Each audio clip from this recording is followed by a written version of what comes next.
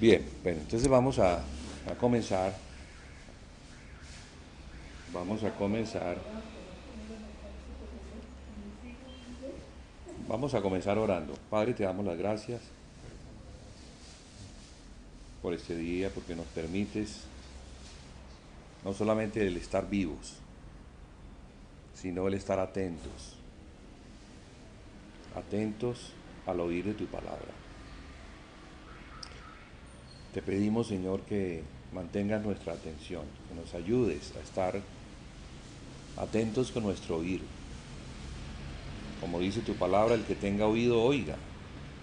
Oiga lo que dice el Espíritu a las iglesias. Así que, Señor, sabemos que la salvación de la cual tú nos hablas es una salvación que viene por medio de la fe. Y la fe viene por medio del oír. Y es el oír de tu palabra. Entonces, en eso estamos, Señor. En eso estamos. Queremos conocer tu voluntad. Queremos hacerla. Queremos tener los recursos que tú tienes y das a aquellos que quieren hacer tu voluntad. Y ese recurso es tu Santo Espíritu. Para que no sea en nuestra fuerza, en el poder humano, en nuestra naturaleza carnal, sino que sea en el poder de Dios. Por eso, Señor, estamos aquí, reconociendo nuestra necesidad de ti, reconociendo que somos débiles en nosotros mismos, pero también sabiendo que en Cristo está todo el poder. Así que ayúdanos, Señor, te lo pedimos en el nombre de Él, en el nombre de Jesús. Muy bien, vamos entonces al libro de Mateo, capítulo 6, y vamos a leer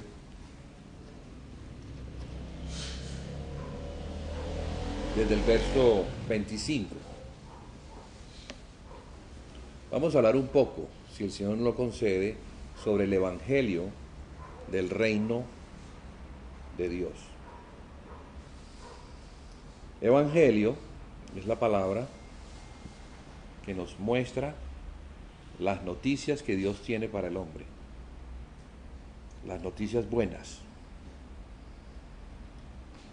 Dios tiene noticias buenas para el hombre y las comunica por medio de ese Evangelio, que es el Evangelio del reino. Y para que tengamos una base sobre la cual podamos construir una idea o pensamiento, tenemos esta escritura. Dice: por tanto os digo, no os afanéis por vuestra vida, qué habéis de comer o qué habéis de beber, ni por vuestro cuerpo, qué habéis de vestir. ¿No es la vida más que el alimento y el cuerpo más que el vestido? Mirad las aves del cielo, que no siembran ni ciegan, ni recogen en graneros, y vuestro Padre Celestial las alimenta. ¿No valéis vosotros mucho más que ellas? ¿Y quién de vosotros podrá, por mucho que se afane, añadir a su estatura un codo? Y por el vestido, ¿por qué os afanáis? Considerad los lirios del campo, cómo crecen, no trabajan ni hilan. Pero os digo que ni aun Salomón, con toda su gloria, se vistió así como uno de ellos. Y si la hierba del campo, que hoy es y mañana se echa en el horno, Dios la viste así, ¿no hará mucho más a vosotros, hombres de poca fe? No os afanéis, pues, diciendo, ¿qué comeremos, o qué beberemos, o qué vestiremos? Porque los gentiles buscan todas estas cosas, pero vuestro Padre Celestial sabe que tenéis necesidad de todas estas cosas. Mas buscad primeramente el reino de Dios y su justicia, y todas estas cosas os serán añadidas. Así que no os afanéis por el día de mañana, porque el día de mañana traerá su afán. Basta a cada día su propio mal. Bien, aquí hay una palabra que es la que yo quiero como alumbrar, ponerle la lupa, y es la palabra reino de Dios, y la otra palabra justicia. Esto lo dijo Jesús a sus discípulos, que estaban muy preocupados porque ellos se preguntaban, bueno, Señor, te hemos seguido, pero vemos que tu negocio no es un negocio de hacer dinero. Y como no es un negocio de hacer dinero, pues entonces nos preocupa qué será de nuestra vida, qué vamos a comer, cómo nos vamos a vestir, en dónde vamos a dormir. Preocupaciones normales, naturales de toda persona. Y podríamos decir que hasta justas. Y que son las preocupaciones nuestras hoy en día. Señor, ¿qué va a pasar con nosotros que te seguimos a ti? Porque es para discípulos, es para seguidores de Cristo. No es para los gentiles. Aquí los gentiles son los otros. Está hablándole a judíos. Los otros son las otras naciones, los que no conocen a Dios. Bueno, las condiciones han cambiado, porque ahora por la sangre de Cristo, Dios hizo un nuevo pacto, y ese nuevo pacto abrió la puerta a todas las naciones. Por eso el Señor habla del Evangelio del Reino, diciendo que será predicado este Evangelio del Reino en todo el mundo, para testimonio a las naciones, y entonces vendrá el fin. Bien, reino. Jesús dice, mi reino no es de este mundo. Entonces tenemos que hay otro reino que es de este mundo. Estábamos hablando de qué pasará si temblare, cómo nos vamos a proteger, si viene un terremoto, un maremoto, o cosas así, naturales, pero que escapan de la capacidad que tiene el hombre para protegerse de ellas. ¿Quién se puede proteger de un terremoto? Nadie. No ha sido descubierto todavía, ni será descubierto. O de un maremoto, tampoco. Las fuerzas de la naturaleza sobrepasan la capacidad que tiene el hombre. Y eso hace parte de este reino. Pero los que creen en Jesucristo, y ese es el Evangelio, el propósito del Evangelio es dar a conocer a la gente que ignora que hay otro reino. Y que ese otro reino tiene un rey. Y que ese rey que ahora no vemos está reinando. Está reinando en gloria. Murió, resucitó, ascendió a los cielos, fue glorificado, fue entronado, fue puesto sobre todo principado y sobre toda potestad. Y sabiendo eso, antes de irse, le dice a sus discípulos, toda autoridad me es dada en el cielo y en la tierra. Fíjese y verá, ese rey, cuyo reino no es de este mundo, tiene autoridad en el cielo y en la tierra. Y conforme a esa autoridad, entonces los envía a las naciones para que hagan discípulos, para que prediquen el Evangelio. El Evangelio, que es la buena noticia, ha sido diseñado por Dios. Es sencillo, no es muy complicado, Y cualquiera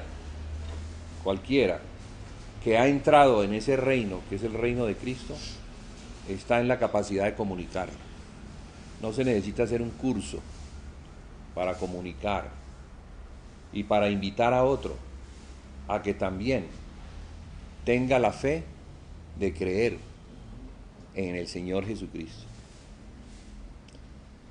Cuando Jesús habla de otro mundo, mi reino no es de este mundo, Él está hablando de un reino espiritual, no el reino natural.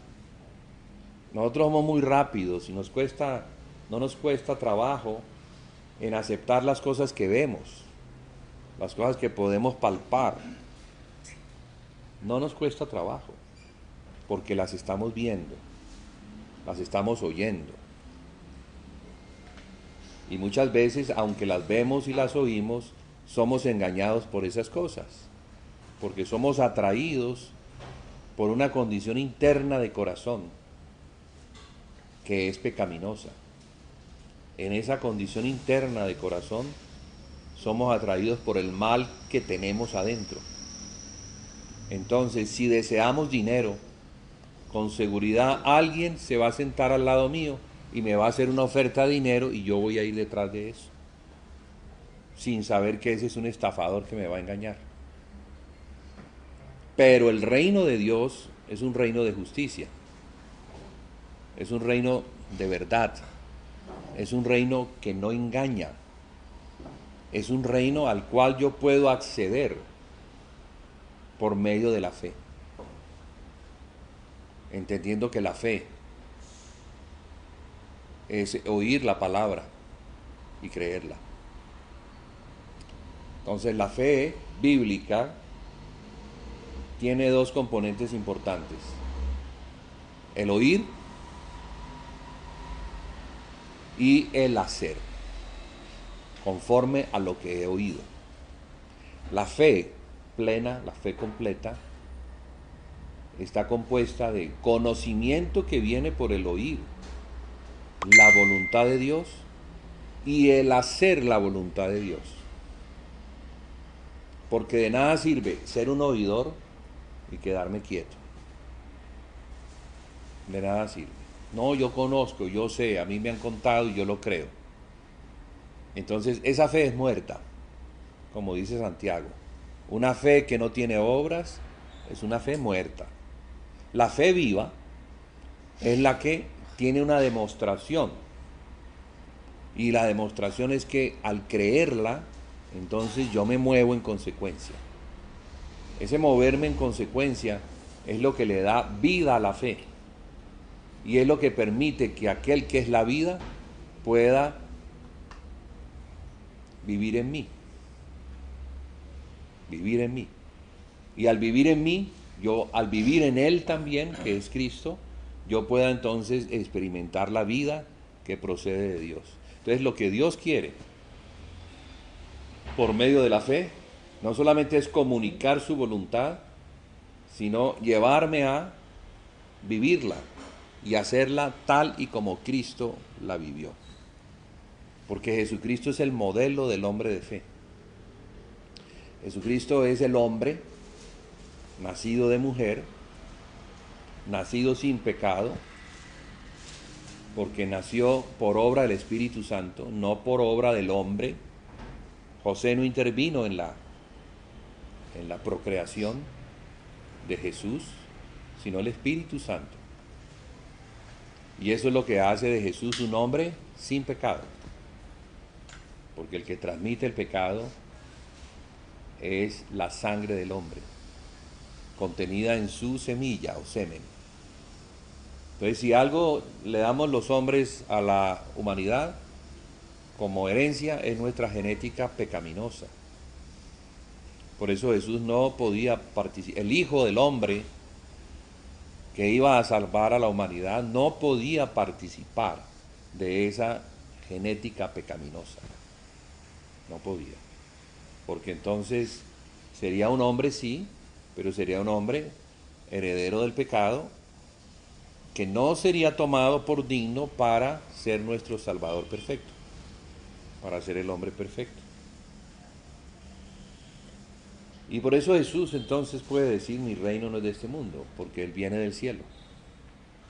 Aunque nació como hombre y es 100% hombre, también es 100% Dios porque viene del cielo. Mire qué gran Salvador tenemos. No tenemos un Salvador solamente humano. Tenemos un Salvador que es humanamente perfecto y un Salvador que es Dios en su naturaleza, que tiene la capacidad de perdonar, la capacidad de darnos vida, porque Dios puede dar vida. En Él está la vida y en Él está la capacidad de darle vida a los hombres. Y la vida que Él nos da, en principio, es la vida de resurrección, de algo que se encuentra muerto a causa del pecado, que es el espíritu.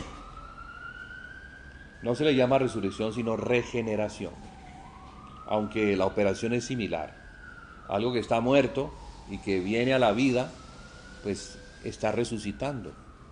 En este caso el espíritu humano, al ser tocado por el Espíritu de Dios, entonces renace a una vida que procede de Dios. Eso hace parte del Evangelio del Reino. Comunicar las noticias que el hombre necesita oír, de que alguien que dice, mi reino no es de este mundo, sino que es de un reino celestial, espiritual, quiere que nosotros participemos de su reino, proveyendo para nosotros una vida espiritual, haciendo de nosotros seres espirituales, pero sin dejar de ser terrenales. Mire cómo Pablo lo dice. Dice, con Cristo estoy juntamente crucificado, y ya no vivo yo, mas lo que vivo en la carne, porque estamos en este estado de carne, lo vivo en la fe de aquel que me amó y se entregó a sí mismo por mí. Entonces Pablo está hablando de que por la obra de Cristo en la cruz, al identificarse con el hombre, cargando en sí mismo la culpa y el pecado que era necesario para que la justicia de Dios fuera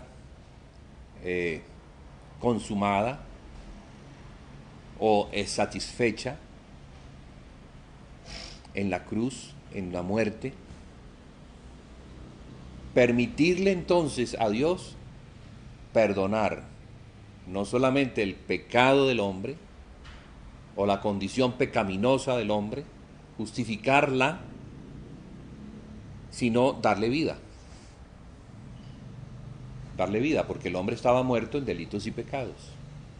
Pero al ser justificado, ya el hombre no tiene por qué mantener esa condición de muerto.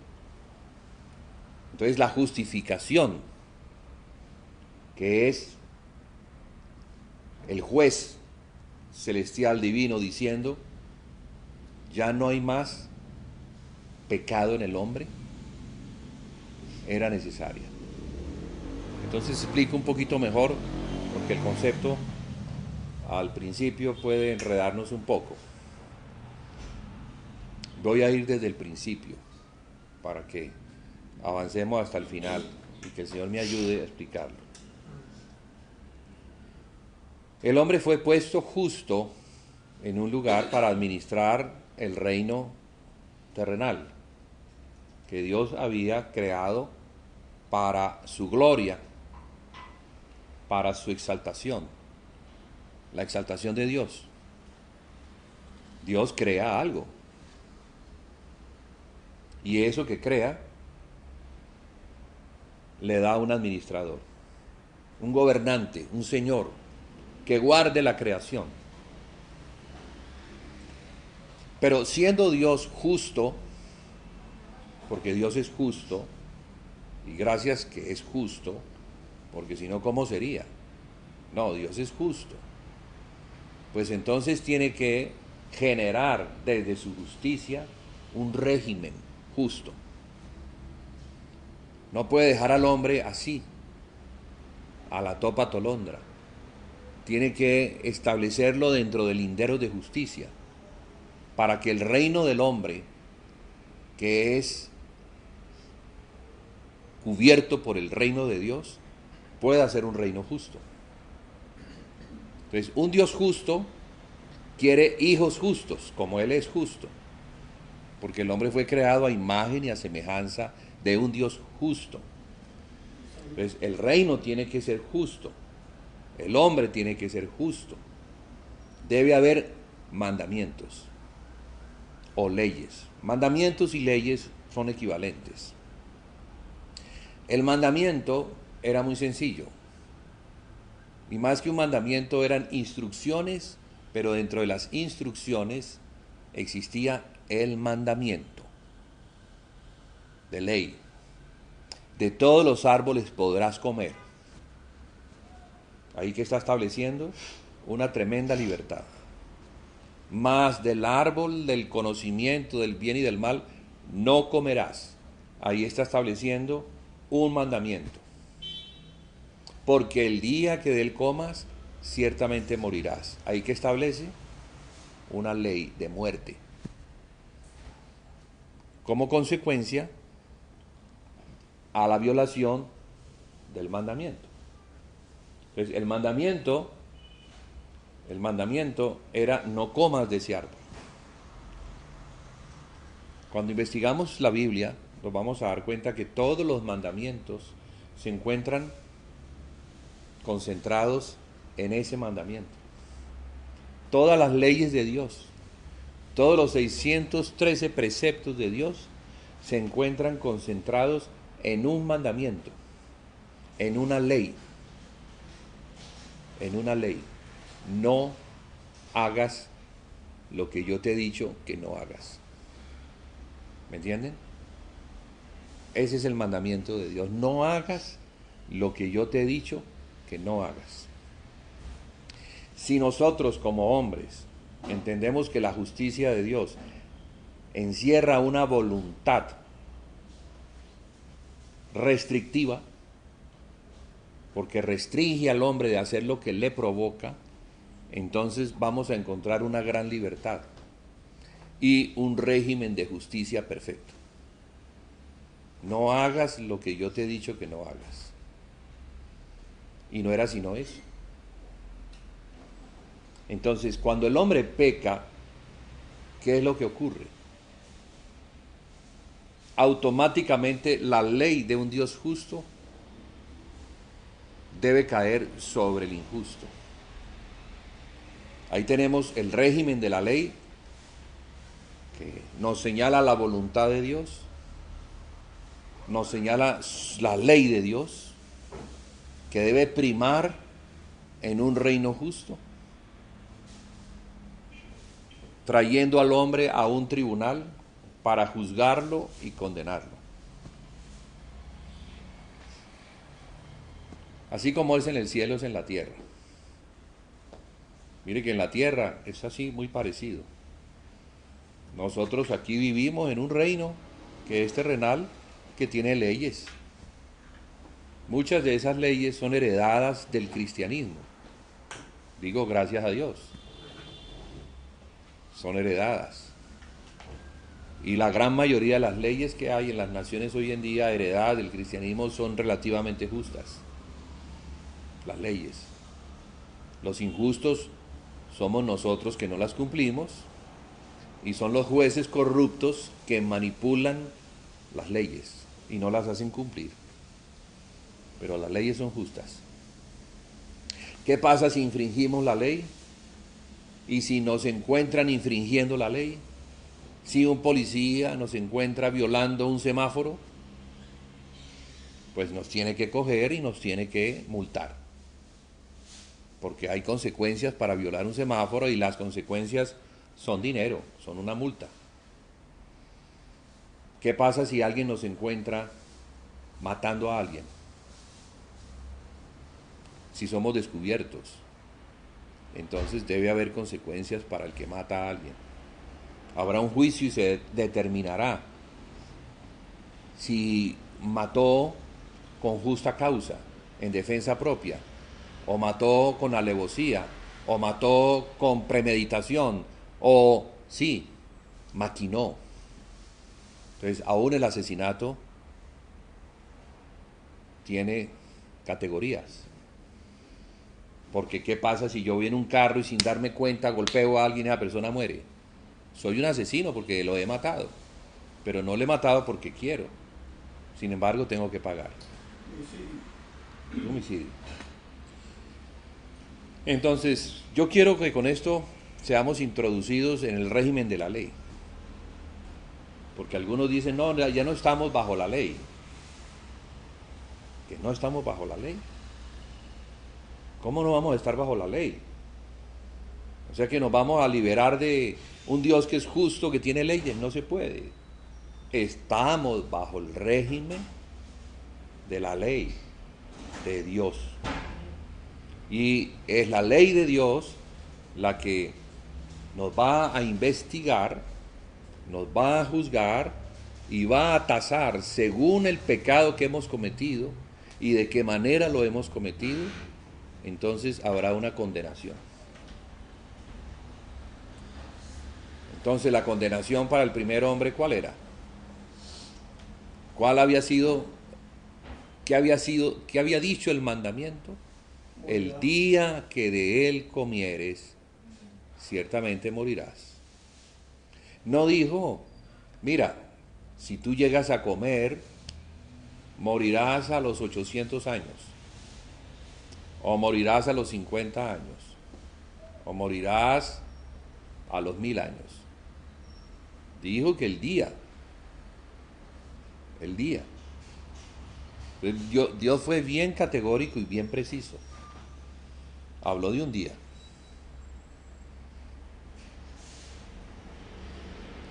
¿El hombre muere?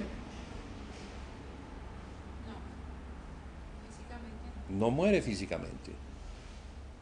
¿Y por qué no? ¿Es Dios injusto? Dios no es injusto, Dios es absolutamente justo. Pero la Biblia nos muestra que el hombre, antes de ser expulsado, fue vestido con pieles de animal. Lo que está detrás de eso es que un animal tuvo que ser sacrificado para poderle sacar las pieles.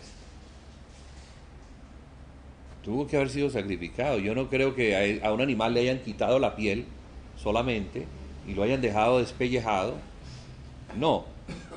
El contexto me enseña, ya el contexto de la Biblia me enseña que sin derramamiento de sangre no hay remisión de pecado. Entonces ese animal tuvo que morir ese día. Ese día ese animal derramó íntegramente la sangre. Ese día su piel le fue quitada y le fue puesta en lugar de las hojas que el hombre tejió para cubrirse.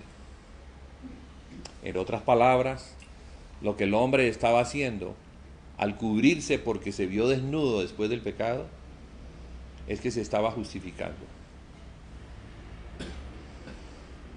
Él no soportaba el verse desnudo. Él entendía que su desnudez era la consecuencia de haber desobedecido a Dios.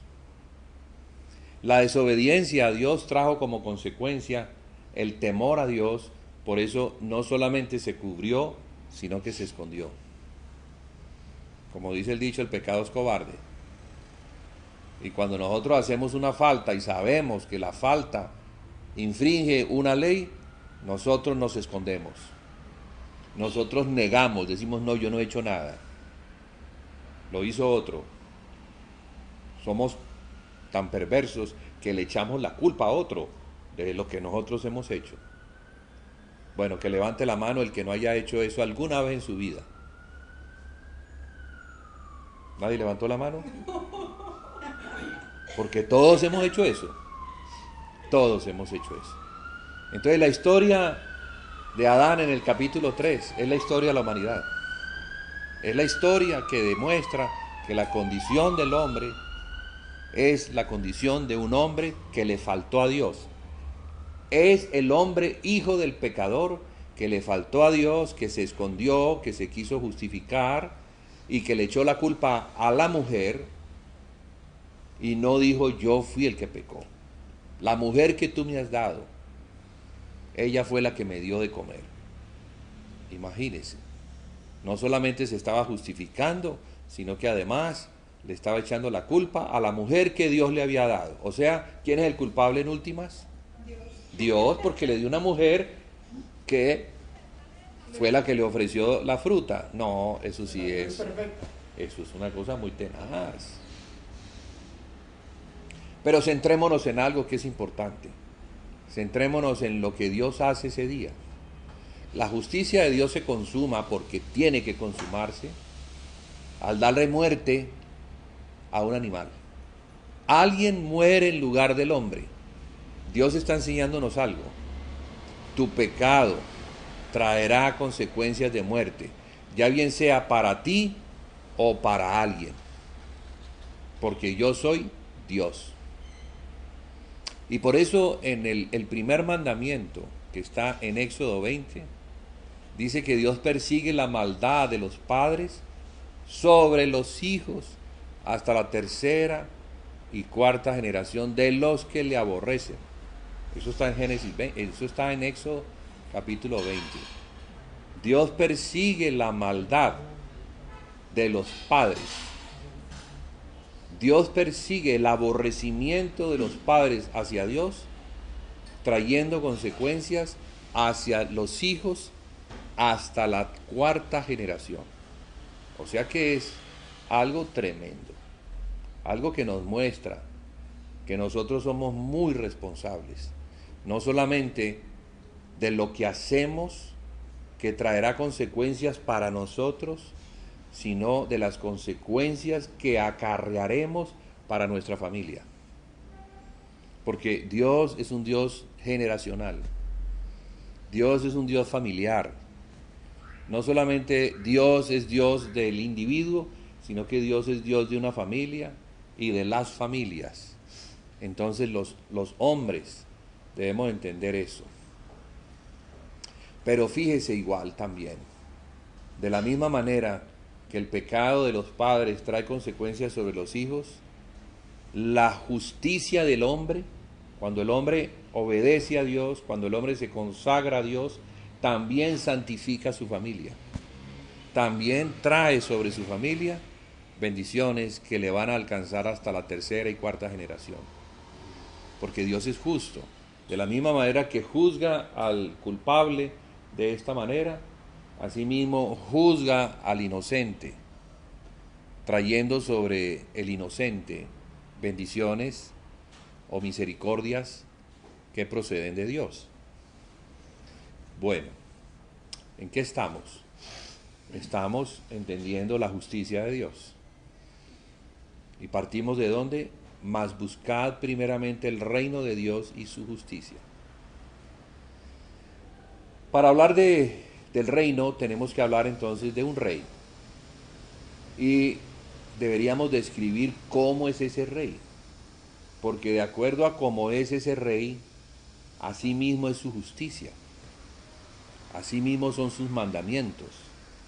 Entonces el carácter del rey es el que nos obliga a investigar.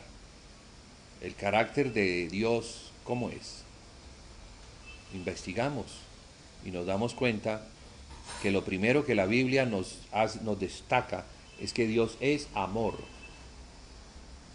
Es algo que debemos nosotros tener claro. Dios no es un ser que odia. Dios no es un tirano. No. Dios es un Padre amoroso que como Padre quiere darle lo mejor a sus hijos. Si los padres naturales que somos nosotros deseamos lo mejor para nuestros hijos, siendo nosotros injustos, ahora Dios siendo justo y siendo el amor perfecto, ¿cómo no va a desear lo mejor para nosotros? Desea lo mejor. Pero hay algo que en su carácter le impide darnos lo mejor. no porque no quiera, sino porque es justo. Entonces, tenemos que también entender que en su justicia Dios no puede darle a sus hijos las cosas así porque sí. No, no porque sus hijos se las pidan, Él las va a conceder. Porque si un padre natural sabe que si le da al hijo lo que le está pidiendo, pero eso que le está pidiendo lo va a destruir, el padre no se lo da. Entonces no es que como Dios es amor y es bondadoso y quiere dar, le vamos a pedir todo, Él entonces nos lo va a conceder, no. Él concede conforme a su sabiduría y conforme a su carácter justo. No nos va a dejar de dar lo que necesitamos, nunca. Nos va a dar lo justo y aún un poco más, para que el poco más que nos dé lo podamos nosotros compartir con aquel que aún no tiene, porque tiene necesidad, porque no ha recibido, porque en su condición de pecador está bajo una disciplina, porque en su incredulidad no cree que Dios puede proveer. Entonces nosotros tenemos que también aprender en ese reino de Dios cómo es que Dios quiere que nosotros operemos. En otras palabras, el reino justo de Dios que nos es enseñado por medio de su Hijo, el Mesías, es el reino en el cual nosotros debemos vivir. No es el reino de este mundo, que es injusto, que es corrupto, que codicia, que quiere tomar lo que no le pertenece, que tiene mucho pero quiere más, despojando a los débiles de lo que les corresponde. Ese no es el reino de Dios. Ese no es el reino de Dios. Dios quiere establecer su reino aquí en la tierra. Dios quiere que conozcamos a aquel que es la justicia, la cual es Cristo. Porque Cristo es el hombre justo. Cristo nos vino a mostrar la justicia de ese reino y nos vino a enseñar. Entonces el Evangelio habla de Cristo. El Evangelio nos lleva a Cristo. El Evangelio nos invita a reconocer que en nosotros no hay nada bueno, que todo lo bueno procede de Cristo. Debemos reconocer en su justicia que siendo pecadores, en nosotros no hay nada que sea justo, ni que proceda de nosotros siendo injustos la justicia de Dios. No, procede la injusticia que es conforme al pecado que Adán cometió. Ahí estamos definiendo entonces características del reino. Otra característica que tiene el reino de un Dios justo en su justicia son mandamientos. Porque ¿cómo podemos decir nosotros qué es justo y qué es injusto? Si no existen mandamientos que me muestren lo que debo hacer y lo que no debo hacer, es necesario entonces establecer eso.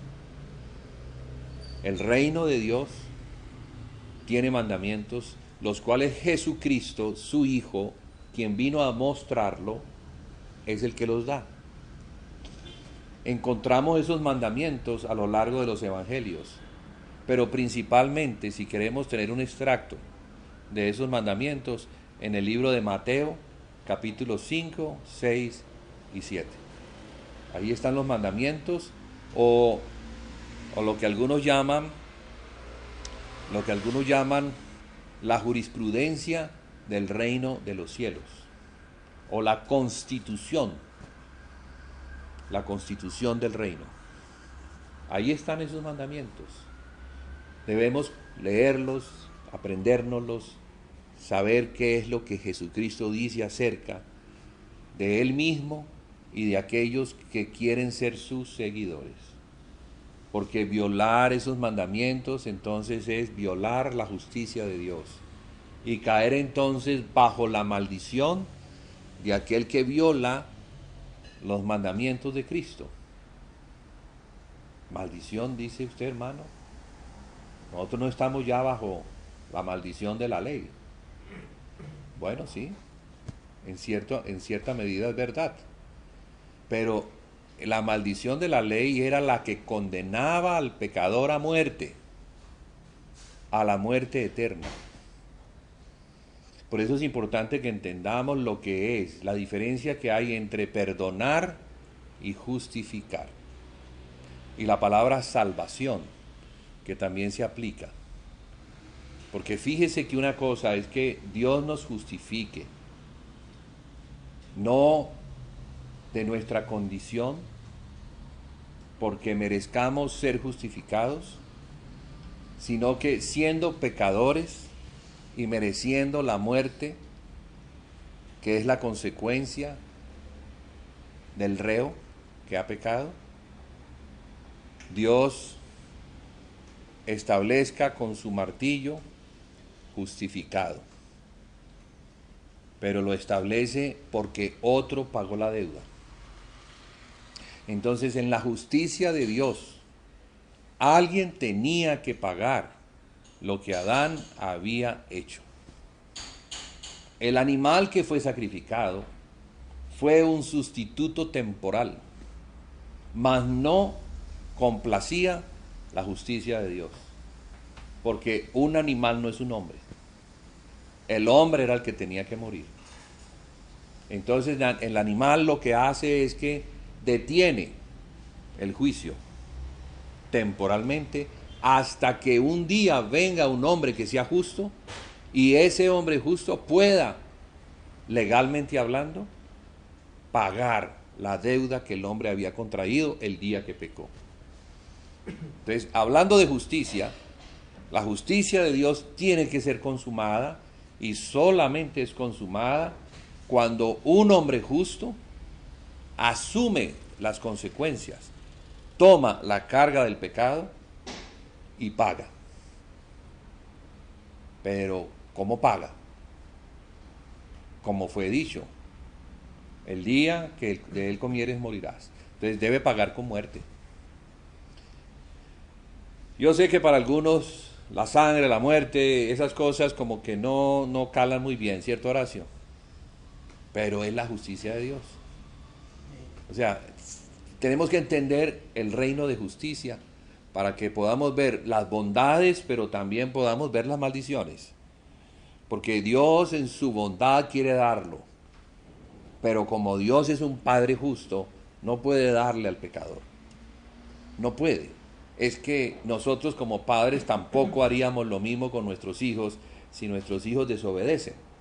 Si mi hijo me desobedece una y otra vez, yo no le puedo dar un premio, porque entonces lo estaría corrompiendo. Estaría diciendo, hijo, desobedecerme te va a ganar mi felicitación. Entre más me desobedezcas, más te voy a premiar. Eso no lo hace ningún padre. Tendría que ser un padre muy loco, que termina pervirtiendo a sus hijos, y hasta padres hay así. ¿Esos son los padres de hoy? ¿O no tenemos el mundo así?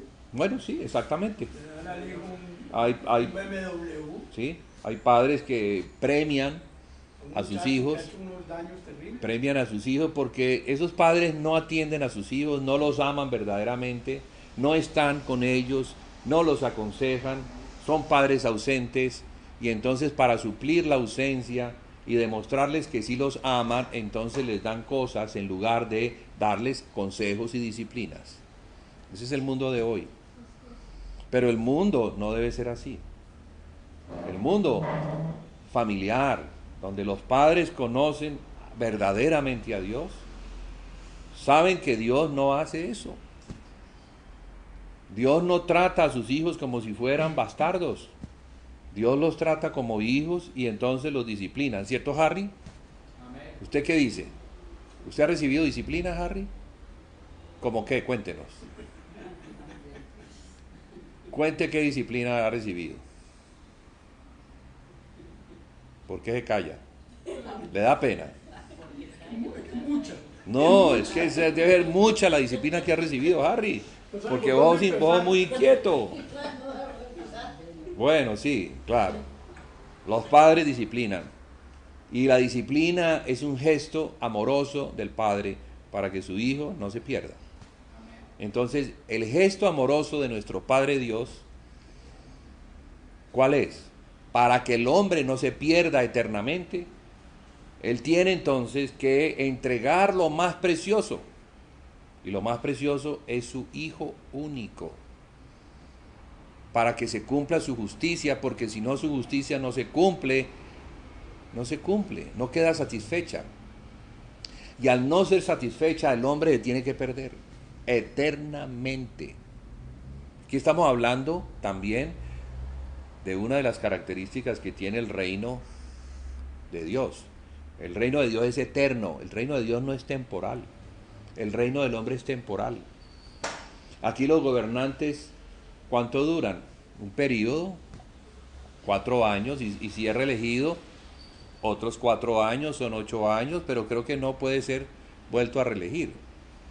Entonces son periodos de reinado muy cortos, pero el reino de Dios es eterno. Porque el hombre fue creado con la capacidad intrínseca de vivir eternamente. No está en él la vida eterna, pero tiene la capacidad intrínseca de poder vivir eternamente si Dios le da vida. Y la vida la proveía el árbol de la vida, del cual el hombre no pudo comer por causa del pecado, y entonces allí podemos ver que al ser el hombre expulsado del jardín donde había sido puesto, y ser cerrada la puerta para que no pudiera ingresar y no comer del árbol de la vida, entonces el hombre muere. Allí se ve en el aspecto natural lo que en lo espiritual ocurrió. Ciertamente sobre el hombre cayeron las consecuencias de la rebelión, de la iniquidad, del pecado, que son los nombres que se le dan a ese gesto contra Dios: rebelión, pecado, iniquidad. Y somos hijos de la rebelión, somos hijos del pecado y somos hijos de la iniquidad. Una definición de iniquidad es lo que el hombre hace para Dios sin que Dios se lo mande. Fíjese ese pecadito que parece bueno, pero que Dios lo llama iniquidad. Lo que se hace para Dios y Dios no lo ha mandado. ¿Cuántas veces nosotros hemos hecho eso? ¿Cuántas veces creyendo que esto le agrada a Dios, yo lo hago para Dios? Y Dios no me ha mandado a hacer eso. O sea que Dios quiere que seamos perfectos como Él es perfecto. Que conozcamos su voluntad. Que lo que hagamos, lo hagamos porque Él lo manda. Lo manda, no porque yo me mando y porque yo voluntariamente, con buenos sentimientos, ¿sí?, con buenas intenciones, hago algo para Dios, como lo hizo el rey Saúl. El rey Saúl se reservó los animales para que fueran sacrificados en un gesto de adoración a Dios. Pero el profeta le había dicho: acaba con los animales. Era el mandamiento. Pero Saúl consideró más justo desobedecer a Dios a fin de dejar los animales para adorar a Dios que lo que Dios le había dicho. Entonces, hay algo en nosotros que permanentemente va en contra de la voluntad de Dios. Caín igual. Caín ofrecía a Dios lo mejor del fruto de su tierra. Y Dios no le aceptó esa ofrenda, pero sí le aceptó la ofrenda de Abel, que era ofrenda de animales, sacrificio de animales. Animales que tenían que ser muertos, que tenían que ser puestos sobre un altar y que tenían que ser inmolados. ¿Por qué? Porque Abel entendía que el hombre pecador no se puede acercar a Dios, no puede invocar el nombre de Dios si no existe un mediador. Sacrificio. Claro, debe haber un mediador que le acerque a Dios. Y ese mediador, ¿qué es? El sacrificio por el pecado, el cual es Cristo Jesús ahora. Nadie puede acercarse a Dios, nadie puede invocar el nombre de Dios, nadie puede decir en el nombre de Jesús, a menos de que entienda que Jesús fue inmolado por el hombre. No puede, porque eso sería iniquidad. ¿Sí? Bueno, no sé si hasta ahí vamos entendiendo algo Yo sigo entendiendo. en cuanto a lo que es ese reino de justicia. Mas buscad primeramente el reino de Dios y su justicia. Entonces esa justicia de Dios, nosotros como aquellos que nos queremos acercar a ese reino por medio de Cristo, tenemos que conocer la justicia. ¿Sí? Y no pensar que ahora vivimos sin leyes y sin mandamientos y sin demandas, las cuales Cristo manda para que nosotros andemos en ellas. Mire que Mateo, en el capítulo 28, si quieren vamos allá, Mateo 28. Mateo 28, dice lo siguiente: toda potestad me es dada en el cielo y en la tierra. Comienza así: tengo autoridad en el cielo y en la tierra. A ustedes que son de la tierra, los voy a mandar a hacer algo. Y como tengo potestad en los cielos, van a ser protegidos de toda acechanza del maligno que quiera impedir que ustedes puedan penetrar en su reino. Pero mire lo que les dice: por tanto, id y haced discípulos a todas las naciones, bautizándolos en el nombre del Padre y del Hijo y del Espíritu Santo, enseñándoles a guardar todas las cosas que os he mandado. ¿Ahí de qué está hablando? Mandamientos. Mandamientos. Porque todo reino tiene mandamientos. Todo reino. Nadie puede andar en un reino como le da la gana. Los tiene. Y más el reino de Dios, que son mandamientos justos, los cuales debemos nosotros conocer. Porque ¿qué es lo que ha pasado con el cristianismo? Oh, no. Cristo nos salvó. Ahora sí, estamos en la gracia de Dios. Hagamos como nos dé la gana, porque ya somos salvos. ¿Somos salvos? No, señor. Usted lo que pasa es que fue justificado para no morir eternamente. Eso es lo que sucedió. Fuimos justificados para no morir eternamente. ¿Por qué fuimos justificados? Porque Cristo pagó la deuda. Eso es el comienzo de la vida cristiana. Cristo pagó la deuda. Ya no tengo yo que pagarla. Ya no tengo yo que morir, porque otro murió en mi lugar. ¿Sí? Esa es la justicia de Dios. Esa es la justificación. Dios quedó plenamente satisfecho cuando el hombre, porque así se hace llamar él, el Hijo del Hombre. Ahí estamos no hablando del Hijo de Dios, estamos hablando del Hijo del Hombre. Murió en la cruz, porque era el hijo de Adán, que tenía entonces que pagar la deuda de su papá. O sea, su papá comete el pecado y el hijo es el que paga la deuda. Qué tremendo, ¿no? Pero a veces es así. A veces alguien tiene que pagar. Mire que papá Adán se murió sin pagar la deuda. Así fue. Adán se murió sin pagar la deuda. Entonces, ¿quién la va a pagar? Pues alguno de sus hijos. Y no voy a quedar satisfecho hasta que alguno de sus hijos me pague lo que me debe. Señor, pero es que todos los hijos de Adán son pecadores. Son injustos. Y legalmente están destituidos para pagar la deuda. Sí, es verdad. Es verdad. Y entonces, ¿Nos vamos a morir eternamente? No. Porque voy a enviar a mi hijo para que se haga hombre. Ese va a nacer sin pecado y ese va a pagar por ustedes.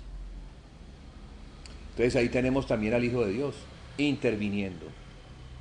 Aquel que fue ofendido paga la deuda del ofensor. ¿Podemos ver esa operación? ¿Podemos entender eso? Podemos entender que un padre le dice a su hijo, hijo, el día que me desobedezcas te tengo que matar.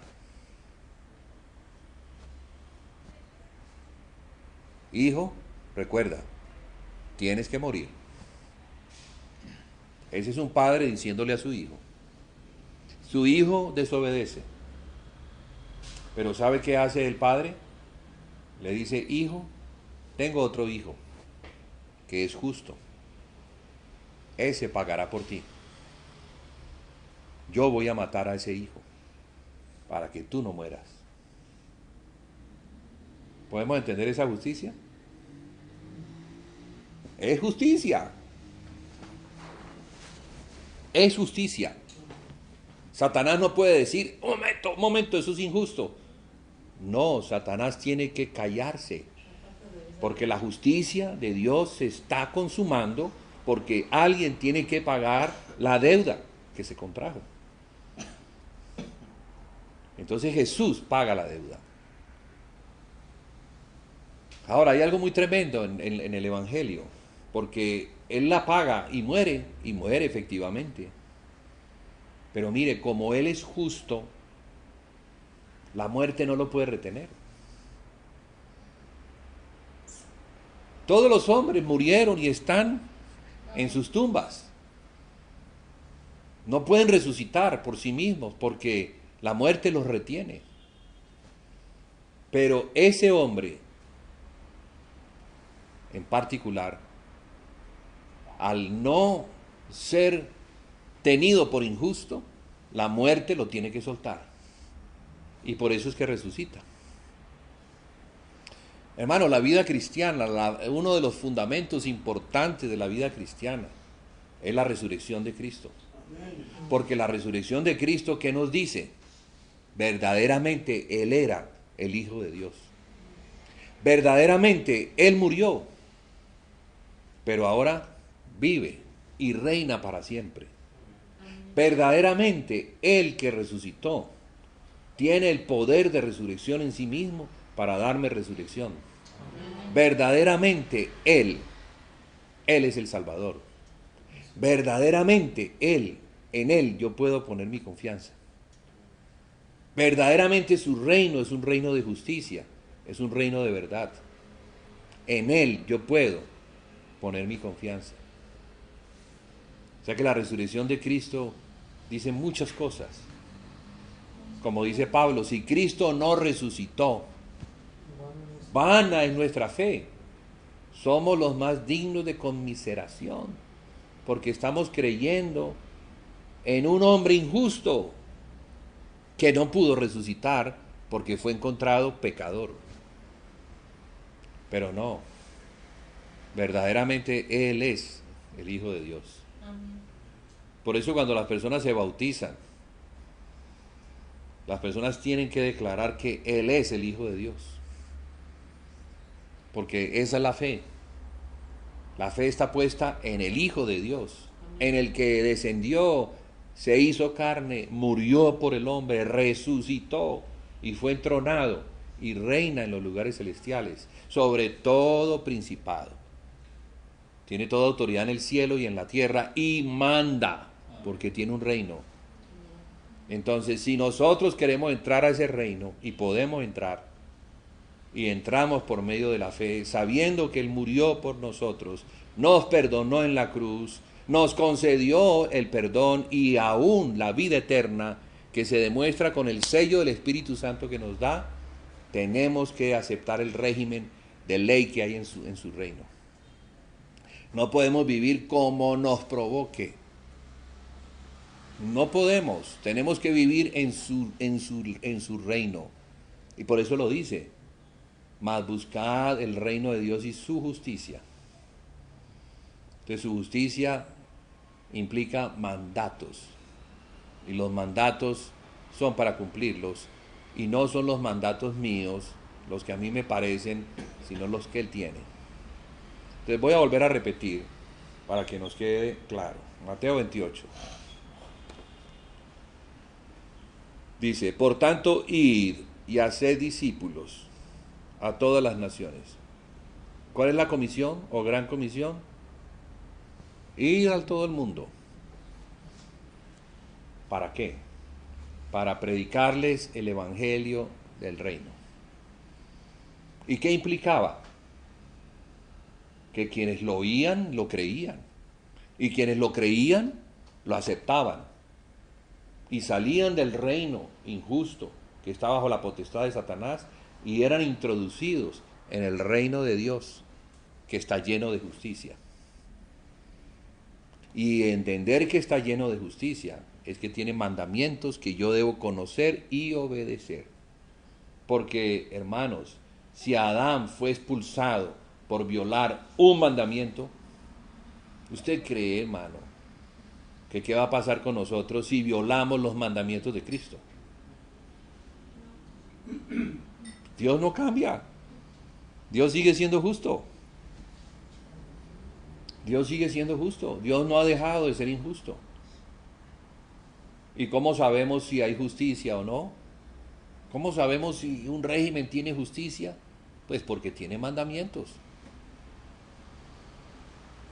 Para que todo aquel que los oiga y los cumpla permanezca en Cristo y Dios permanezca en él. Eso es lo que Jesús dice acerca de sus mandamientos. Entonces, lo que pasa es que a veces le damos vuelta a las palabras y para nosotros mandamientos no son leyes. Ah, no, sí hay mandamientos, pero nosotros no estamos bajo la ley. Nosotros estamos bajo la gracia. Eso es un mal entendimiento del Evangelio. Malo, pésimo, peligroso. Peligroso. Porque lo que la Biblia dice es que no estamos bajo la maldición de la ley. Pero sí estamos bajo la ley de Dios. No bajo su maldición, sino bajo la ley de Dios, que es distinto. Porque ¿qué era lo que era la maldición de la ley? La que condenó al hombre y lo llevó a morir por causa de su transgresión. Quiere decir que el que está en Cristo no está bajo maldición, porque Cristo pagó por él. La deuda fue pagada. Ya no está bajo esa maldición, pero sí está bajo la ley. ¿Me hago entender o no? O sea, no está bajo la maldición que condena al pecador a muerte eterna, pero sí está bajo los mandamientos de Cristo que perfeccionan al que los cumple. Porque los mandamientos son para perfeccionarnos, son para llevarnos a la imagen y a la semejanza de Cristo.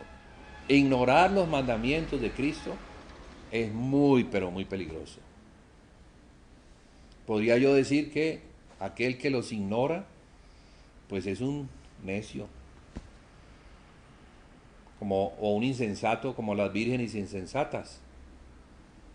¿Qué es un insensato? Alguien que no pone a funcionar su sentido común. Alguien que piensa que puede hacer las cosas como le provoca, y no es así. Entonces, voy a mostrarles las leyes primarias del reino de Dios. Vamos a leerlas, que seguramente están preguntando, bueno, ¿y esto cómo es? Esto debe tener un régimen violentísimo. Los mandamientos de Cristo. Sí, los mandamientos de Cristo se cumplen en el régimen primario. Y vamos a ir al régimen primario que está en Hechos capítulo 2.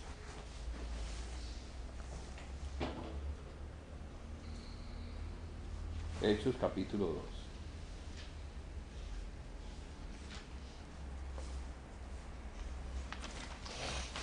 Reconocemos que el libro de los Hechos,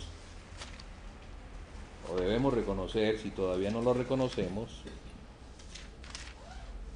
es el libro que se escribió para mostrarnos tres agentes que obran. El primero, el Espíritu Santo, que es el que debe gobernar, que es el que Jesús envió para guiar a la iglesia. Entonces, si la guianza del Espíritu Santo, nosotros seríamos como un barco sin timón. Podemos ser un barco muy poderoso, con muy buenas velas, pero suéltelo en el mar sin timón, ¿y para dónde iba a coger? No tiene para dónde ir. Entonces necesitamos una guía en nuestra vida. La guía en nuestra vida no solamente es la palabra de Dios, es el Espíritu que la confirma. Entonces la palabra y el Espíritu siempre están ligados, acompañados. Y gracias que Dios lo ha dejado así, porque si no, entonces diríamos, no, Dios me ha dicho, yo lo leí en la palabra. Sí, yo estoy haciendo estas cosas porque aquí está en la palabra, pero tenemos el Espíritu que es el que confirma eso que yo estoy diciendo. Porque si el Espíritu no confirma lo que yo estoy diciendo, yo estoy sacando la Biblia fuera del contexto.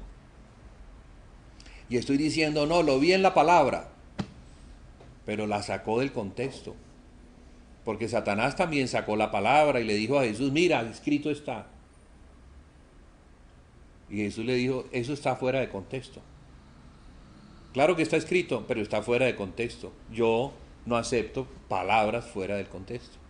O sea que Jesús no nos va a aceptar a nosotros la necedad de decir que porque está escrito, entonces eso es lo que vamos a hacer. No, tenemos el Espíritu Santo, que es el Espíritu de Cristo, que es el Espíritu de Dios, que va a confirmar si lo que yo estoy diciendo, sacado de la palabra, es verdad. Digo yo, gracias a Dios por eso, porque eso me evita a mí el ser necio. Uy, sí lo leí, entonces lo voy a hacer. Ah, vamos a ver entonces si le va bien con eso. Porque solamente si le va bien, es porque el Espíritu Santo lo confirmó. Y si te va mal, lo sacaste de contexto. Sí, lo leíste, pero está fuera del contexto. Bien, entonces tenemos el agente principal, el Espíritu Santo. El otro agente que opera allí son los apóstoles. Entonces son los hechos también de los apóstoles, porque los apóstoles fueron las personas a quienes Jesús encomendó o comisionó para que le enseñaran a la iglesia a guardar las cosas que Él les había mandado. Enséñeles a guardar todo lo que yo les he mandado. Dos palabras importantes aquí, o tres: enseñar. Número 1. Número 2, guardar. Número 3, mandatos. Entonces, son enseñanzas, pero esas enseñanzas son los mandatos, los cuales se deben guardar. ¿Y qué significa guardar? Permanecer en ellos, perseverar en ellos, tener paciencia, manteniéndome en ellos.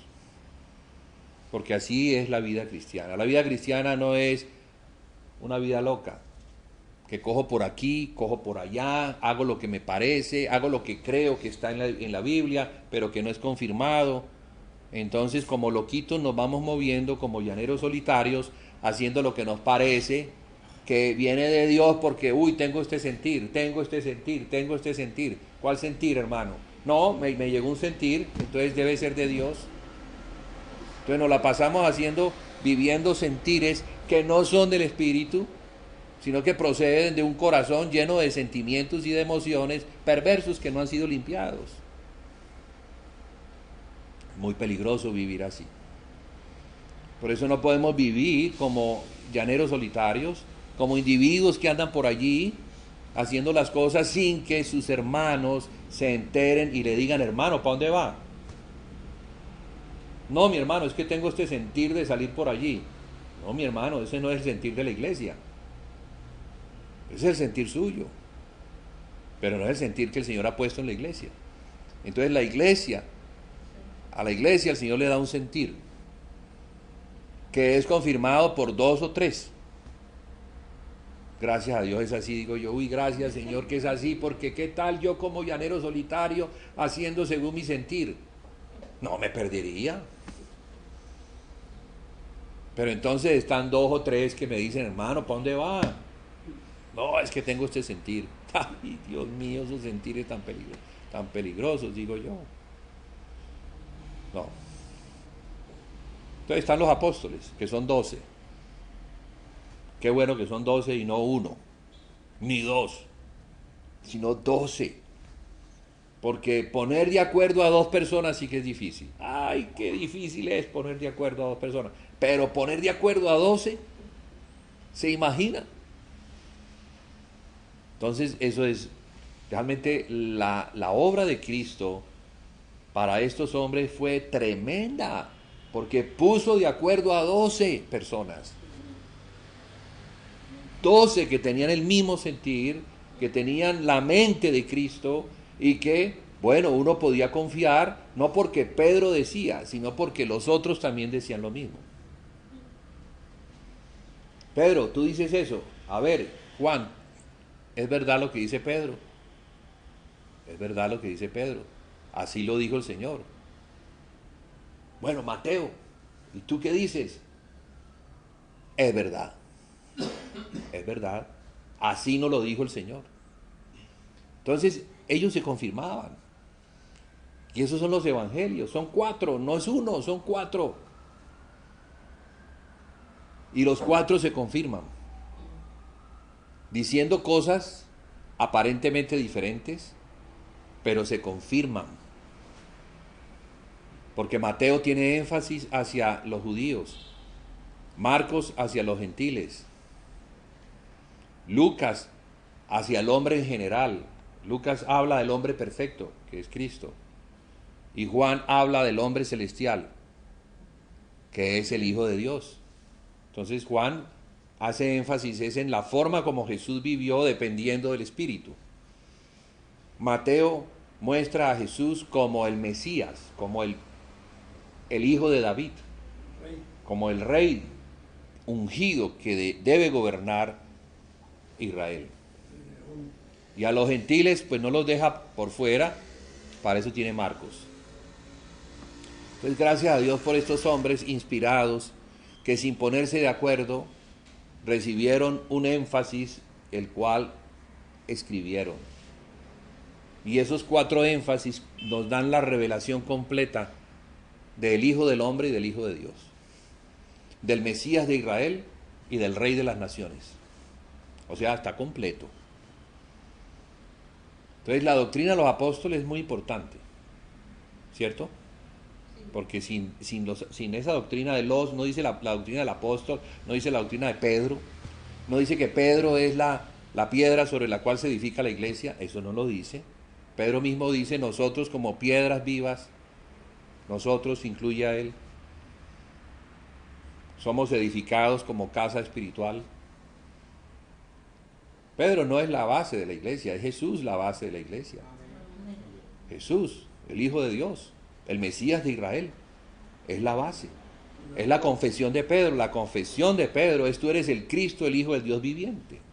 Y esa confesión es la base que le permite a Jesús edificar su iglesia sobre esa confesión. Una confesión que viene por revelación, no viene porque sí, porque los demás no sabían. Pero la revelación que el Padre le dio a Pedro, revelación, necesitamos revelación, porque sin revelación entonces vamos a ser hombres ciegos, tratando de seguir a ciegos. No, necesitamos que el Señor nos abra los ojos, dándonos la revelación del Hijo para poder seguir al Hijo. No podemos seguir al hombre. No podemos seguir a Pedro, por mucho apóstol que haya sido. que entre otras le negó 3 veces.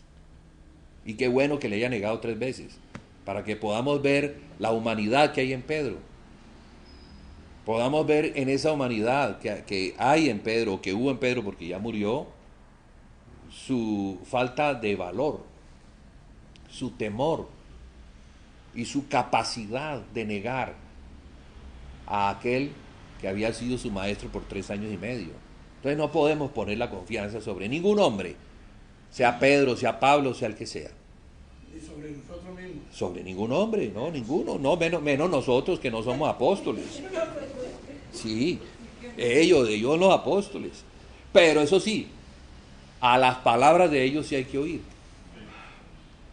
No vamos a buscar el carácter que hay en ellos, porque puede ser un carácter débil, propio de una naturaleza pecaminosa que lucha en Cristo para poder ser vencedor de esa condición. Pero sus palabras sí son las que debemos oír. Entonces tenemos los hechos de los apóstoles en segunda instancia, y luego tenemos los hechos de la iglesia. Porque el libro de los hechos nos muestra el Espíritu Santo como sombrilla general, cubriendo a los apóstoles, y los apóstoles cubriendo a la iglesia. Entonces la iglesia, ¿qué era lo que hacía? Lo que los apóstoles enseñaban, y los apóstoles enseñaban lo que recibían por inspiración del Espíritu Santo. Allí tenemos entonces el régimen, el reino de Dios. El Espíritu sobre aquellos mensajeros que inspirados enseñan a los que son los receptores finales las cosas que deben guardar, conforme a los mandamientos de Cristo. Entonces, ya teniendo eso, vamos a leer una porción que nos muestra lo siguiente. En el capítulo 2 del libro de los Hechos, antes de que se duerman algunos. Ya vamos a terminar, tranquilos, no nos queda ni una horita. Sí, no es mucho tampoco. Después de toda una vida sin oír la palabra de Dios, por lo menos una horita oyéndola. ¿Acaso Jesús no les dijo a ustedes ni siquiera una hora? Ni siquiera una hora son capaces de velar. No, porque a los 5 minutos estaban durmiendo. No, nosotros tenemos que, bueno, ahora no, es que le estaba diciendo eso a hombres mortales sin el Espíritu, los cuales recibieron luego el Espíritu, y ya no solamente con el Espíritu podían ir toda una vigilia, no solamente una hora, sino una vigilia completa, las 4 vigilias. Amén. Que van de 6 de la tarde a 6 de la mañana. Son hermosas las vigilias, cuando uno está así empoderado por el Espíritu. Pero cuando no, uno la media hora está dormido, ¡pum!, cabecea. Cae como un pollito. Y es curioso, ¿no? Acostumbrado uno a dormirse a las 12 de la noche, pero comienza la vigilia a las 6 de la tarde y a las 7 está dormido. Yo no sé qué le pasa, ¿por qué a las 7 se durmió? Hermano, curioso que empiezo a leer la palabra o algo, es cuando más sueño me empieza. Sí, exacto. Sí. Es como Claro. una prueba, ¿no? Pues es que es la repulsión natural que hay en el hombre de aceptar la palabra de Dios. Entonces, eso es natural. No crea que a usted solamente le pasa. Yo he tenido que lidiar con esa situación. Y no vea a Davidcito ahorita totalmente dormido. No, mejor dicho.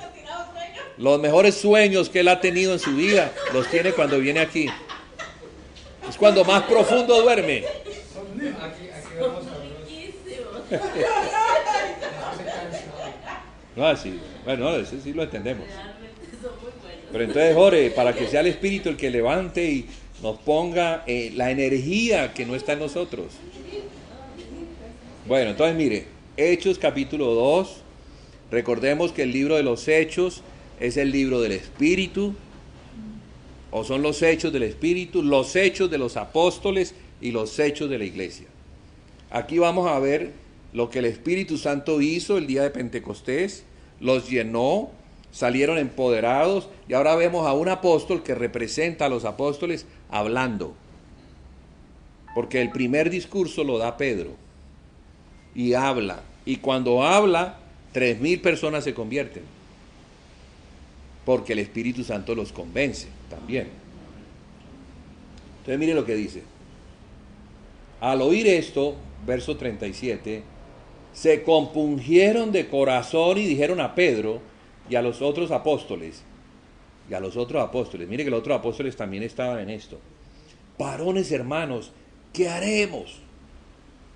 Pedro les dijo: arrepentíos y bautícese cada uno de vosotros en el nombre de Jesucristo para perdón de los pecados, y recibiréis el don del Espíritu Santo. Mire qué tremendo. ¿En qué termina una predicación? En una pregunta: ¿qué haremos? Resulta que nosotros matamos al Hijo de Dios.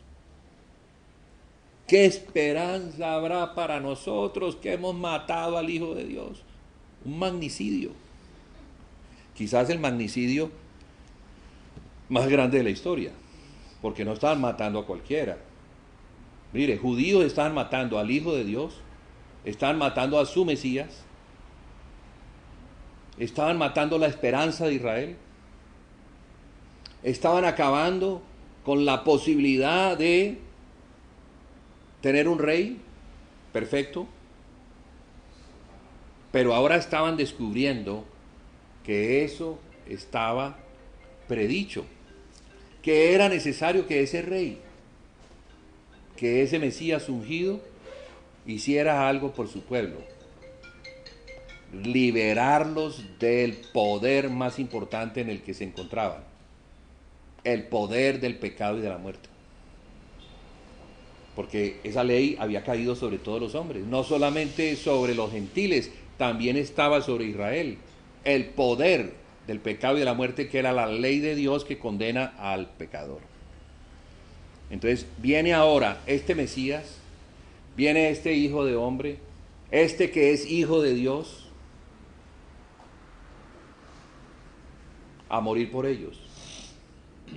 Y esto es lo que Pedro les está diciendo. Lo que Pedro les está diciendo, y es lo que trae entonces una convicción plena, que es el arrepentimiento. La palabra arrepentimiento es diferente al remordimiento. Remordimiento es el sentido de pesar que yo siento cuando he hecho algo malo, pero que no me lleva a nada. El remordimiento me lleva a la pesadez, me lleva a sentirme mal, me lleva a sentirme culpable una y otra vez. Pero el arrepentimiento, que es cambiar mi manera de pensar, me lleva a la vida. O sea que Pablo lo que les estaba diciendo aquí es: entiendan bien que esto debía suceder. Está en las Escrituras que el Cristo debía padecer para que ustedes fueran libertados del poder que está sobre ustedes. Y ese poder es demoníaco y lo lleva a la muerte y al pecado.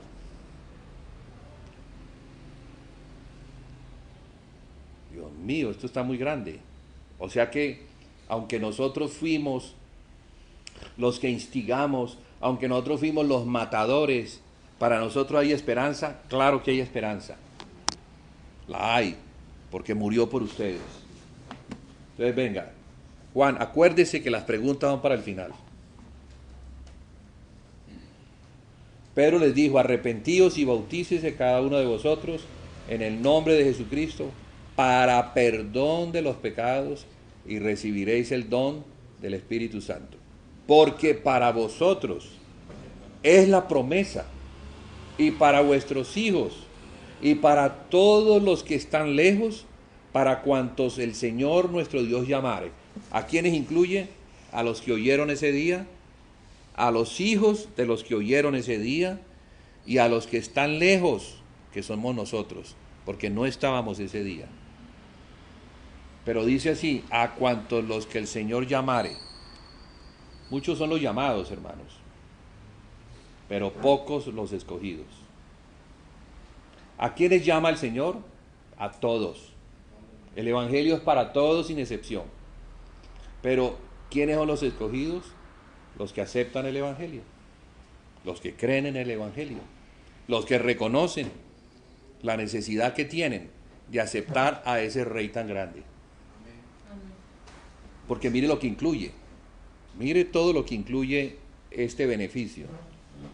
Dice, perdón de los pecados. Y 2, recibir el don del Espíritu Santo. Si nosotros entendiéramos lo que significa el don del Espíritu Santo, correríamos detrás de eso. Porque el don del Espíritu Santo es la vida eterna. Es Dios mismo.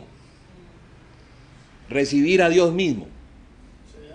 Después de ser perdonado por los pecados, realmente es lo más glorioso que merece alabanza por siempre. A un Dios misericordioso que nos perdonó en Cristo siendo pecadores. Estando muertos. Sí, claro, estando muertos en delitos y pecados. Y con otras muchas palabras les testificaba y les exhortaba diciendo, sed salvos de esta perversa generación. Así que los que recibieron su palabra fueron bautizados y se añadieron aquel día como 3,000 personas. Aquí que muestra Pedro, o que nos muestra este libro de los Hechos en este capítulo, que ellos pasaron ¿de dónde? Pasaron del reino de las tinieblas al reino de la luz. Porque cuando el Espíritu Santo viene, has pasado de muerte a vida. Has pasado de las tinieblas a la luz. Ya no está la condenación eterna, ahora tienes la vida eterna. Y ahora debes expresar la vida del reino. Porque la vida del reino no la tengo, me es regalada. La vida del reino, más que un reino así como me lo imagino, es la vida de un rey. Y ese rey es Cristo. Entonces lo que Dios me da realmente es a Cristo, para que Cristo viva en mí, como dice Pablo. Con Cristo estoy juntamente crucificado y ya no vivo yo, mas Cristo vive en mí. Amén. ¿Para qué? Ahora lo que vivo en la carne, porque si no es así yo no puedo vivir en la carne, en la fe de aquel que me amó y se entregó por mí. O sea que yo necesito un poder soberano y superior que no está en mí, que me ayude a vivir y a conocer la voluntad de Dios. Porque la voluntad de Dios viene con su reino. La voluntad de Dios viene con su Hijo. Entonces yo no voy a conocer la voluntad de Dios jamás, a menos de que el Hijo viva en mí. Pero como ahora el Hijo puede vivir en mí, Él es el que va a encargarse de enseñármela. Para que ya entonces yo pueda decir como Pablo, ya no vivo yo, mas Cristo vive en mí. Y al vivir Cristo en mí, conozco la voluntad de Dios y hago la voluntad de Dios sin esfuerzo. Porque la voluntad de Dios es la que me lleva, es la que me guía, es la que me inspira, es la que provoca en mí un querer que antes no tenía. Entonces Dios me salva por medio de su poder. O sea que Dios está dando aquí, está concediendo algo que el hombre no podía tener, pero que tiene por medio de la fe, cuando acepta, cuando recibe. Así debe entonces el hombre aceptar a Cristo, aceptar el Evangelio, aceptar su amor, aceptar la muerte, pero también aceptar su resurrección y su poder soberano, el cual está sobre todo principado y potestad, o sea que reina sobre todo. Yo soy trasladado a un reino que reina sobre todo. En este reino Satanás es el que reina. Queremos vivir en ese reino donde Satanás es el que reina, y Satanás no viene a amarnos ni a demostrarnos que tiene afecto con nosotros. Satanás ha venido a destruir a robar, a matar. A eso viene. Pero Jesucristo viene a dar vida. Y vida en abundancia. Porque está hablando de dos vidas. Está hablando de una vida que es la vida psique, que es la vida del alma. Y está hablando de la vida en abundancia, que es la vida del espíritu, que es la vida Zoe. Entonces necesitamos esa vida. Necesitamos ese poder, necesitamos esa gloria que se había perdido del hombre por causa del pecado. La Biblia dice que el hombre fue destituido de la gloria de Dios, que no hay justo ni aun uno, ni aun uno. O sea, ni un solo justo, ni Moisés, ni Daniel, ni Noé, ni Enoc, ni cualquiera, ningún justo delante de Dios en ese sentido. Hablando de la condición pecaminosa. Pero el único Jesucristo. Y ahora se nos está dando a Jesucristo, aún siendo pecadores. Porque mire, si estos hombres fueron los que crucificaron, claro, ellos no estuvieron allá clavando el clavo. Los clavos los clavaron los romanos. Pero los romanos clavaron los clavos porque Pilato los mandó a que lo hicieran, siendo presionado por los líderes religiosos judíos. O sea que quien en realidad crucificó, o quienes en realidad crucificaron a Cristo, fueron los líderes religiosos judíos, que no querían que Él reinara sobre ellos, porque reinar sobre ellos implicaba perder los privilegios que ellos creían tener. Claro, tener un rey, Él iba a reinar, y todo rey constituye en su reino quiénes son los que reinan con Él, y ellos sabían que ellos no iban a reinar con Él. Entonces hay que matarlo. El padre fue quien Y resulta que no, fueron ellos. El Padre, lo que pasa es que justificó al hombre por medio de eso. Pero en realidad fueron ellos. En realidad fuimos todos nosotros, por causa de nuestro pecado. Obviamente que el Padre es el que ejecuta el juicio, por la necesidad que tiene de justificar su juicio. Porque su juicio exigía la muerte de un justo. Claro. En realidad quien lo entrega es el Padre, porque así dice Juan. Juan 3:16 dice, tanto amó Dios al mundo que ha dado a su Hijo. O sea, el Padre fue el que lo entregó para que el hombre lo matara. Sí. Entonces sí, es Isaías 53. El Padre lo entrega, amando tanto al mundo, pero también sabiendo el Padre que esa entrega iba a tener recompensa para él. O sea, el Padre no hace esto sin esperar tener una gran cosecha, una gran recompensa. ¿Y la recompensa cuál es? Nosotros somos la recompensa. Muchos hijos. Muchos hijos. O sea, tenía al principio uno solo y ahora tiene muchísimos hijos que le adoran, que le alaban, que le obedecen, que le conocen, que conocen su voluntad y la hacen. Que eso es lo que glorifica realmente a Dios. Que un hijo pueda conocerle y pueda adorarle haciendo su voluntad.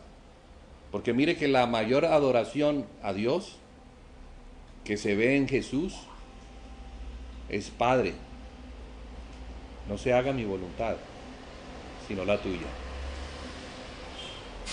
Si puedes pasar esta copa, bien, pero Él sabe que Él no la va a pasar, porque es necesario que Él tome la copa, que es la copa de su muerte. Pero no se haga mi voluntad, hágase la tuya. Entonces Jesús nos está enseñando allí ese principio de adoración suprema, que es entregarnos a Dios a hacer su voluntad. Bueno, ahorita mismo, no sé si seríamos capaces, pero el Espíritu Santo capacita al creyente que quiere hacer la voluntad de Dios hasta que está en condiciones de entregar hasta su propia vida, como lo hicieron los apóstoles. Todos los apóstoles, salvo Juan, murieron como mártires. Y no murieron como mártires porque los cogieron después de que ellos iban escapando y los atraparon. No, Ellos se entregaron, ellos sabían que el destino de ellos era el martirio. Mire que Pedro, esto no está en la Biblia, pero está en las crónicas. El día que Nerón incendió Roma, eso fue como del año 64, Nerón le echó la culpa a los cristianos. Culpó a los cristianos del incendio que él provocó.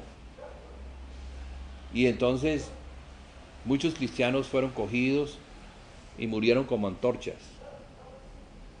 Los empalaban y luego los encendían y alumbraban. Como ellos fueron los que incendiaron según él, entonces ahora van a morir también en el fuego que ellos crearon. Y Pedro se estaba librando de esa acogida. Y ya llegando al barco, recapacita y dice, ¿pero qué estoy haciendo? ¿De qué me sirve ser libre? Si yo ya he terminado mi carrera, mi destino es ser un mártir. Se regresó y se entregó. Y los que lo iban a crucificar, a ellos les dijo, yo no merezco ser crucificado como mi Señor. Crucifíquenme boca abajo. Y eso enseñan estos anales, ¿no? de las crónicas cristianas, que no lo encontramos aquí, pero Pedro se entregó voluntariamente y murió boca abajo. Por eso es que uno ve en el Vaticano la cruz invertida, no sé si ustedes la han visto.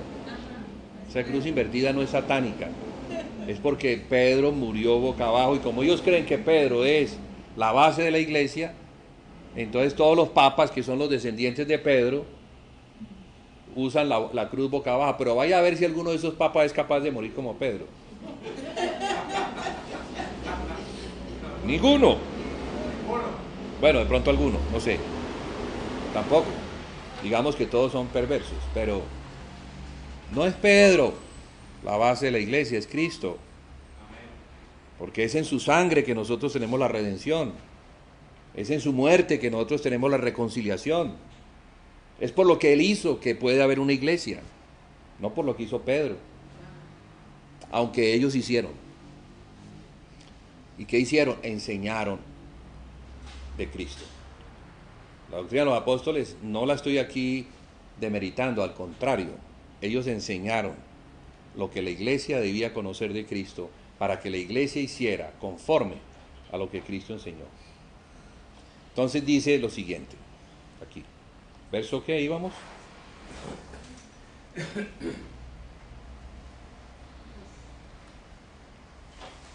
Bueno, así que los que recibieron su palabra fueron bautizados y se añadieron aquel día como 3,000 personas. Aquí viene el cumplimiento de los mandamientos. Y perseveraban en la doctrina de los apóstoles, en la comunión unos con otros, en el partimiento del pan y en las oraciones. No dice que perseveraban en más cosas. Dice que estas eran las perseverancias enseñadas por el Espíritu, confirmadas por los apóstoles y puestas en práctica por la iglesia. Esto era lo que los primeros cristianos hacían, conforme al mandamiento de Jesús dado a ellos. Fíjese que es sencillo, pero se ignora. Se ignora. No se hace. No se hace porque no se quiera. No se hace porque no se conoce. Porque no se conoce. Lo que vemos hoy en día hacer a la iglesia son otras cosas que no tienen nada que ver con esto. Tristemente es lo que se hace por fuera, porque se trabaja más para el hombre, por las necesidades del hombre, que para suplir las necesidades de Dios. Hermano, ¿usted está diciendo que Dios tiene necesidades? Bueno, si Cristo no tiene un cuerpo, entonces yo diría que no tiene necesidades.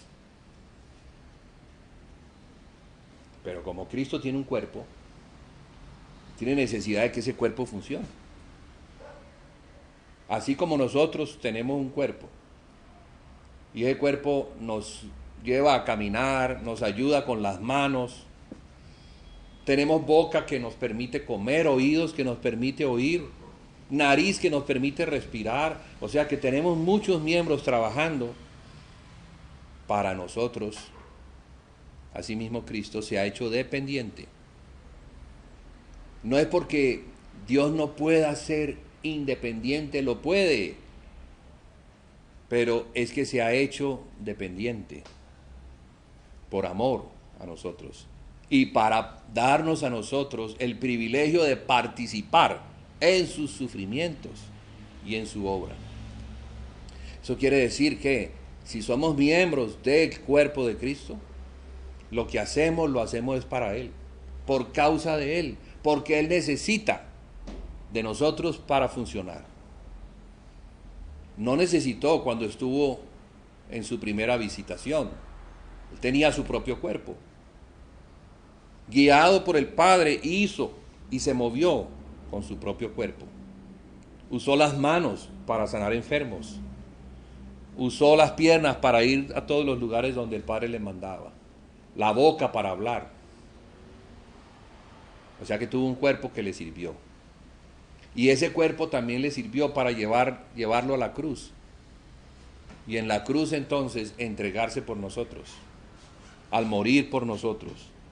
Entregando hasta su propio cuerpo. Entonces ahora, ¿qué vamos a hacer como miembros del cuerpo de Cristo? Según las Escrituras. ¿Qué vamos a hacer? O sea, ¿realmente queremos ser cristianos? Como se debe ser y hacer. Pues ahí están los mandamientos. Ahí están. Yo dejo entonces eso para que meditemos, recapacitemos y en ese énfasis que vemos aquí, le cumplamos a Dios, porque si nosotros perseveramos en estas cosas, esto es como un tren. Imagínense un tren que tiene muchos vagones. Y si nosotros nos montamos en cualquiera de esos vagones, ¿a dónde vamos a llegar? A donde el tren nos lleve. No importa en qué vagón estamos, a donde el tren vaya, allá vamos a llegar. No importa en qué momento hayamos llegado a la vida cristiana, si nos montamos en el vagón de atrás, vamos a llegar al destino de ese tren que va al mismo destino. Porque los que van en el vagón de adelante han madurado, conocen más, de pronto están sentados en unas sillas mejores. Y los que vamos llegando, de pronto rezagaditos, nos van en el vagón de atrás, pero vamos avanzando en el conocimiento y podemos ir avanzando a los trenes de adelante. Pero todos en Cristo vamos a llegar al mismo destino. ¿Amén? Entonces, si todos realmente nos montamos en Cristo, que es el que lleva la cabecera, que es la locomotora mayor, cumpliendo con sus mandamientos, que implican todo, porque es que si comenzamos a hablar lo que es la doctrina de los apóstoles, pues es todo. Ay, hermano, apenas esos 4. Pero es que el primero es la doctrina de los apóstoles. Y la doctrina de los apóstoles es todo lo que vemos en las cartas apostólicas. Lo que los apóstoles escribieron y mandaron y corrigieron y demandaron y exhortaron y dijeron eso no y dijeron eso sí. Entonces ahí está todo. Lo demás es disfrutar el viaje en una comunión perpetua, eterna, porque ya es eterna, pues tenemos el Espíritu eterno. Disfrutar ese viaje en una comunión con el Padre, con el Hijo, entre los hermanos. También disfrutar del partimiento del pan y de las oraciones. Entonces a eso nos está invitando el Señor. Amén. Amén. Padre, te damos las gracias por tu palabra, Señor. Ayúdanos a entrar en esto, a comprenderlo, a caminar en ello. No es complicado, lo has hecho sencillo, Señor, para que no nos enredemos ni nos dejemos enredar.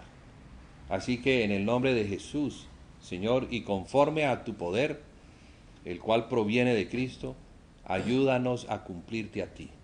La voluntad tuya la conocemos en Cristo, y Cristo nos es dado por medio de la fe.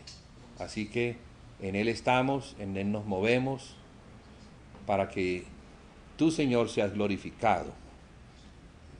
Recibes la alabanza, la honra y el poder por siempre.